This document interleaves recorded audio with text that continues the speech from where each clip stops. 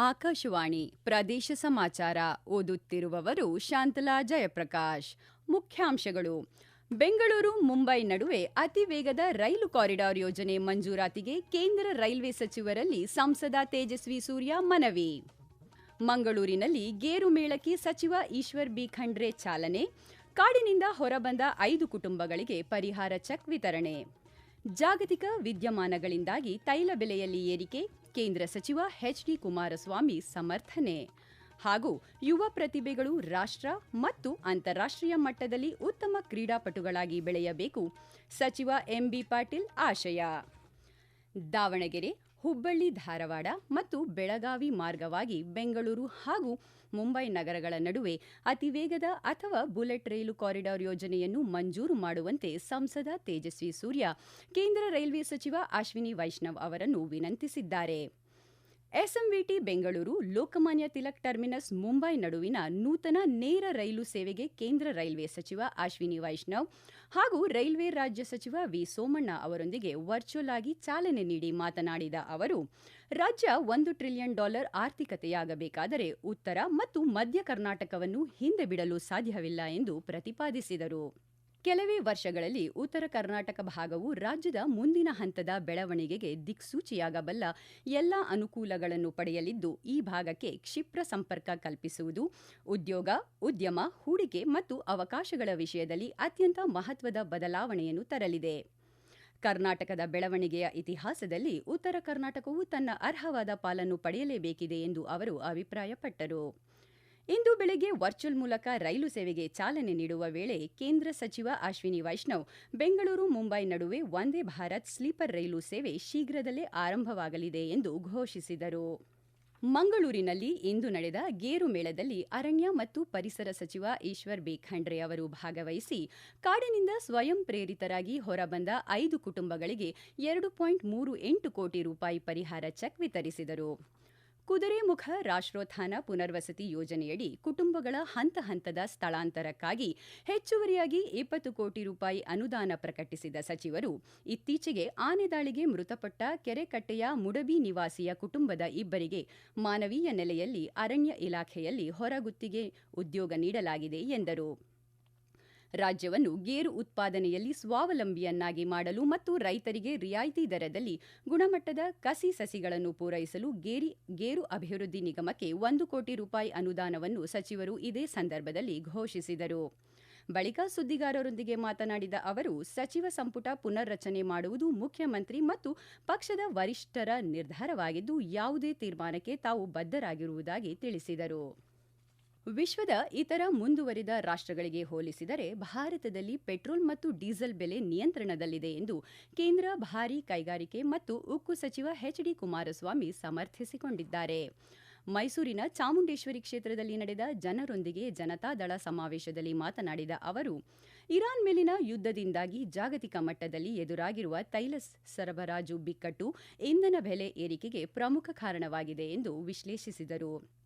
ಇದೇ ವೇಳೆ ಮುಂಬರುವ 2028ರ ವಿಧಾನಸಭಾ ಚುನಾವಣೆಯಲ್ಲಿ ಜೆಡಿಎಸ್ ಪಕ್ಷ ರಾಜ್ಯದ ಕನಿಷ್ಠ 75 ಕ್ಷೇತ್ರಗಳಲ್ಲಿ ಜಯಗಳಿಸಲಿದೆ ಹಾಗೂ ಚಾಮುಂಡೇಶ್ವರಿ ಕ್ಷೇತ್ರ ಜೆಡಿಎಸ್ನ ಭದ್ರಕೋಟೆಯಾಗಿ ಮುಂದುವರಿಯಲಿದೆ ಎಂದು ವಿಶ್ವಾಸ ವ್ಯಕ್ತಪಡಿಸಿದರು.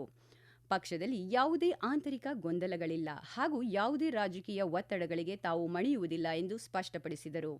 ಕಾರ್ಯಕ್ರಮದಲ್ಲಿ ಪಕ್ಷದ ಯುವ ಘಟಕದ ರಾಜ್ಯಾಧ್ಯಕ್ಷ ನಿಖಿಲ್ ಕುಮಾರಸ್ವಾಮಿ, ಮಾಜಿ ಸಚಿವ ಸಾರಾ ಮಹೇಶ್, ಶಾಸಕ ಹರೀಶ್ ಗೌಡ ಮತ್ತಿತರರು ಉಪಸ್ಥಿತರಿದ್ದರು. ಬಾಗಲಕೋಟೆ ಜಿಲ್ಲೆಯ ಬಾದಾಮಿ ತಾಲೂಕಿನ ಐತಿಹಾಸಿಕ ಮಹಾಕೂಟದಲ್ಲಿ ಬಿಜೆಪಿ ವತಿಯಿಂದ ಆಯೋಜಿಸಲಾದ ಪಂಡಿತ್ ದೀನ್ ದಯಾಳ್ ಉಪಾಧ್ಯಾಯ ಪ್ರಶಿಕ್ಷಣ ಮಹಾ ಅಭಿಯಾನ ಕಾರ್ಯಕ್ರಮಕ್ಕೆ ಕೇಂದ್ರ ಸಚಿವ ಪ್ರಹ್ಲಾದ್ ಜೋಶಿ ಅವರು ಇಂದು ಚಾಲನೆ ನೀಡಿದರು. ಮಹಾಕೂಟೇಶ್ವರ ದೇವಸ್ಥಾನದ ಆವರಣದಲ್ಲಿ ಜರುಗಿದ ಕಾರ್ಯಕ್ರಮದಲ್ಲಿ ಮಾತನಾಡಿದ ಸಚಿವರು, ಪಂಡಿತ್ ದೀನ್ ದಯಾಳ್ ಉಪಾಧ್ಯಾಯರ ಆದರ್ಶ ಹಾಗೂ ತತ್ವಗಳ ಪಕ್ಷದ ಪ್ರತಿಯೊಬ್ಬ ಕಾರ್ಯಕರ್ತರು ತಮ್ಮ ಜೀವನದಲ್ಲಿ ಅಳವಡಿಸಿಕೊಳ್ಳಬೇಕು ಎಂದು ಕರೆ ನೀಡಿದರು. ಕಾರ್ಯಕ್ರಮಕ್ಕೂ ಮುನ್ನ ಮಾಧ್ಯಮಗಳೊಂದಿಗೆ ಮಾತನಾಡಿದ ಅವರು, ದೇಶದಲ್ಲಿ ಪ್ರತಿ ವರ್ಷ ಸುಮಾರು 23 ರಿಂದ 24 ಲಕ್ಷ ವಿದ್ಯಾರ್ಥಿಗಳು ನೀಟ್ ಪರೀಕ್ಷೆ ಬರೆಯುತ್ತಿದ್ದು, ಭವಿಷ್ಯದಲ್ಲಿ ಅಕ್ರಮಗಳಿಗೆ ಆಸ್ಪದ ನೀಡದಂತೆ ಸಂಪೂರ್ಣ ಪರೀಕ್ಷಾ ಪ್ರಕ್ರಿಯೆಯನ್ನು ಆನ್ಲೈನ್ ಮೂಲಕ ನಡೆಸುವ ಕುರಿತು ಕೇಂದ್ರ ಸರ್ಕಾರ ಗಂಭೀರ ಚಿಂತನೆ ನಡೆಸುತ್ತಿದೆ ಎಂದರು. ಅರ್ಹ ವಿದ್ಯಾರ್ಥಿಗಳಿಗೆ ಯಾವುದೇ ಕಾರಣಕ್ಕೂ ಅನ್ಯಾಯವಾಗದಂತೆ ಸರ್ಕಾರ ಕಠಿಣ ಕ್ರಮಗಳನ್ನು ಕೈಗೊಂಡಿದ್ದು, ವಿದ್ಯಾರ್ಥಿಗಳು ಹಾಗೂ ಪೋಷಕರು ಆತಂಕ ಪಡುವ ಅಗತ್ಯವಿಲ್ಲ ಎಂದು ಭರವಸೆ ನೀಡಿದರು. ಪ್ರದೇಶ ಸಮಾಚಾರ ಕೇಳುತ್ತಿದ್ದೀರಿ. ನಮ್ಮ ಎಲ್ಲಾ ರಾಷ್ಟ್ರೀಯ ವಾರ್ತೆಗಳು ಹಾಗೂ ಪ್ರದೇಶ ಸಮಾಚಾರ ಈಗ ಆಕಾಶವಾಣಿ ನ್ಯೂಸ್ ಕನ್ನಡ ಯೂಟ್ಯೂಬ್ ಚಾನೆಲ್ನಲ್ಲಿ ಲಭ್ಯ. ನಮ್ಮ ಎಕ್ಸ್ ಖಾತೆ ಮತ್ತು ಇನ್ಸ್ಟಾಗ್ರಾಂ ಖಾತೆ ಆಕಾಶವಾಣಿ ನ್ಯೂಸ್ ಕನ್ನಡ. ಹೆಚ್ಚಿನ ಮಾಹಿತಿಗಾಗಿ ನಮ್ಮ ಫೇಸ್ಬುಕ್ ಖಾತೆ AIR ಕನ್ನಡ ನ್ಯೂಸ್ ಅನುಸರಿಸಿ. ಮಾಹಿತಿಯ ಹೂರಣ ವಾರದ ಕಾರ್ಯಕ್ರಮ ಪ್ರಚಲಿತ ವಿದ್ಯಮಾನ ಪ್ರತಿ ಬುಧವಾರ 9:15ಕ್ಕೆ. ಯುವ ಪ್ರತಿಭೆಗಳು ಉತ್ತಮ ಕ್ರೀಡಾಪಟುಗಳಾಗಿ ಹೊರಹೊಮ್ಮಿ ರಾಷ್ಟ್ರ ಮತ್ತು ಅಂತಾರಾಷ್ಟ್ರೀಯ ಮಟ್ಟದಲ್ಲಿ ಬೆಳೆಯಬೇಕು ಎಂದು ಮೂಲಸೌಕರ್ಯ ಅಭಿವೃದ್ಧಿ ಹಾಗೂ ಜಿಲ್ಲಾ ಉಸ್ತುವಾರಿ ಸಚಿವ ಎಂಬಿ ಪಾಟೀಲ್ ತಿಳಿಸಿದ್ದಾರೆ. ವಿಜಯಪುರದಲ್ಲಿ ಇಂದು ಆರಂಭವಾದ ರಾಜ್ಯ ಮಟ್ಟದ ಬ್ಯಾಡ್ಮಿಂಟನ್ ಪಂದ್ಯಾವಳಿಗೆ ಚಾಲನೆ ನೀಡಿ ಮಾತನಾಡಿದ ಅವರು, ರಾಜ್ಯ ಬ್ಯಾಡ್ಮಿಂಟನ್ ಅಸೋಸಿಯೇಷನ್ ಆಯೋಜಿಸಿರುವ ರಾಜ್ಯ ಮಟ್ಟದ ಬ್ಯಾಡ್ಮಿಂಟನ್ ಪಂದ್ಯಾವಳಿ ವಿಜಯಪುರಕ್ಕೆ ಹೊಸ ರೂಪ ನೀಡಲಿದೆ. ಈ ಪಂದ್ಯಾವಳಿಯಿಂದಾಗಿ ಜಿಲ್ಲೆಯ ಕೀರ್ತಿ ಹೆಚ್ಚಲಿದ್ದು, ರಾಜ್ಯ ಮಟ್ಟದಲ್ಲೂ ಕ್ರೀಡಾ ಕ್ಷೇತ್ರಕ್ಕೆ ಉತ್ತೇಜನ ದೊರೆಯಲಿದೆ ಎಂದರು. ಬರಗಾಲ ಜಿಲ್ಲೆ ಎಂಬ ಕುಖ್ಯಾತಿಗೊಳಗಾಗಿದ್ದ ಈ ಜಿಲ್ಲೆ ಇಂದು ಬದಲಾಗಿದ್ದು, ಮುಂದೊಂದು ದಿನ ರಾಷ್ಟ್ರಮಟ್ಟದ ಕ್ರೀಡಾಕೂಟ ಆಯೋಜಿಸುವ ಮಟ್ಟಕ್ಕೆ ಬೆಳೆಯಲಿ ಎಂದು ಆಶಿಸಿದರು. ಹುಬ್ಬಳ್ಳಿಯ ಕರ್ನಾಟಕ ವೈದ್ಯಕೀಯ ಕಾಲೇಜ್ ಮತ್ತು ಸಂಶೋಧನಾ ಸಂಸ್ಥೆ KMCRIಗೆ ರಾಜ್ಯ ಮಹಿಳಾ ಆಯೋಗದ ಅಧ್ಯಕ್ಷೆ ಡಾ ನಾಗಲಕ್ಷ್ಮಿ ಚೌಧರಿ ಇಂದು ಭೇಟಿ ನೀಡಿ ಪರಿಶೀಲನೆ ನಡೆಸಿದರು. ಆಸ್ಪತ್ರೆಯ ತಾಯಿ ಮತ್ತು ಮಕ್ಕಳ ವಿಭಾಗ ಹಾಗೂ ಮಕ್ಕಳ ತೀವ್ರ ನಿಗಾ ಘಟಕಗಳಿಗೆ ಭೇಟಿ ನೀಡಿದ ಅವರು ರೋಗಿಗಳಿಂದ ಅಹವಾಲು ಸ್ವೀಕರಿಸಿದರು. ಬಾಣಂತಿಯರಿಗೆ ಬಿಸಿ ನೀರಿನ ಸೌಲಭ್ಯವಿಲ್ಲದಿರುವುದು, ಹಾಸಿಗೆಗಳ ಕೊರತೆ ಹಾಗೂ ಸಿಬ್ಬಂದಿಯ ನಡವಳಿಕೆ ಕುರಿತು ಸಾರ್ವಜನಿಕರು ದೂರು ನೀಡಿದರು. ಈ ಸಮಸ್ಯೆಗಳನ್ನು ತಕ್ಷಣವೇ ಬಗೆಹರಿಸಿ 15 ದಿನದೊಳಗೆ ಜಿಲ್ಲಾಧಿಕಾರಿಗಳಿಗೆ ವರದಿ ಸಲ್ಲಿಸುವಂತೆ ಆಸ್ಪತ್ರೆಯ ನಿರ್ದೇಶಕ ಡಾ ಈಶ್ವರ್ ಹೊಸಮನಿ ಅವರಿಗೆ ನಿರ್ದೇಶನ ನೀಡಿದರು. ಬಳಿಕ ಮಾತನಾಡಿದ ಅವರು, ಆಸ್ಪತ್ರೆಯಲ್ಲಿ ತಿಂಗಳಿಗೆ 1,500ಕ್ಕೂ ಹೆಚ್ಚು ಹೆರಿಗೆಗಳಾಗುತ್ತಿದ್ದು ಒತ್ತಡ ಹೆಚ್ಚಾಗಿದೆ. ಆದರೆ ತಿಂಗಳಿಗೆ ಸರಾಸರಿ 9 ತಾಯಂದಿಯರು ಮೃತಪಡುತ್ತಿರುವುದು ಕಳವಳಕಾರಿಯಾಗಿದ್ದು, ಶೂನ್ಯ ಸಾವು ದಾಖಲಿಸುವ ನಿಟ್ಟಿನಲ್ಲಿ ಜಿಲ್ಲಾಡಳಿತದೊಂದಿಗೆ ಚರ್ಚಿಸಲಾಗುವುದು ಎಂದರು.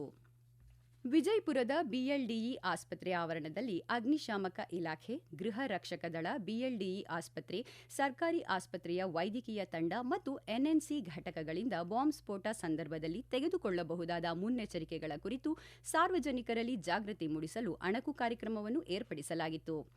ಬಾಂಬ್ ಸ್ಫೋಟ ಆದ ಸಮಯದಲ್ಲಿ ಕೈಗೊಳ್ಳಬೇಕಾದ ಪ್ರಾಥಮಿಕ ಉಪಚಾರಗಳ ಕುರಿತು ಅಣಕು ಪ್ರದರ್ಶನ ಮುಖಾಂತರ ಒಳಗೆ ಸಿಲುಕಿಕೊಂಡಿರುವ ಸಾರ್ವಜನಿಕರು ತುರ್ತಾಗಿ ರಕ್ಷಿಸಲು ಕ್ರಮ ವಹಿಸುವ ಜೊತೆಗೆ ವಿವಿಧ ಬಣ್ಣದ ಗುರುತುಗಳ ಮೂಲಕ ಮರಣ ಹೊಂದಿದವರು, ತೀವ್ರವಾಗಿ ಗಾಯಗೊಂಡವರು, ಕಡಿಮೆ ಗಾಯಗೊಂಡವರು ಮತ್ತು ಅಪಾಯದಿಂದ ಪಾರಾದವರನ್ನು ಗುರುತಿಸುವ ರೀತಿಯ ಕುರಿತು ಜನರಲ್ಲಿ ಅರಿವು ಮೂಡಿಸಲಾಯಿತು.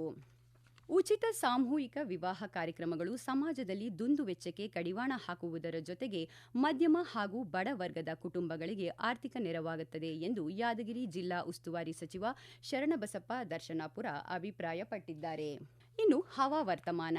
ಕರಾವಳಿ ಕರ್ನಾಟಕದ ಹೆಚ್ಚಿನ ಸ್ಥಳಗಳಲ್ಲಿ, ದಕ್ಷಿಣ ಒಳನಾಡಿನ ಕೆಲವು ಸ್ಥಳಗಳಲ್ಲಿ ಹಾಗೂ ಉತ್ತರ ಒಳನಾಡಿನ ಒಂದೆರಡು ಕಡೆಗಳಲ್ಲಿ ಮಳೆಯಾಗಿದೆ.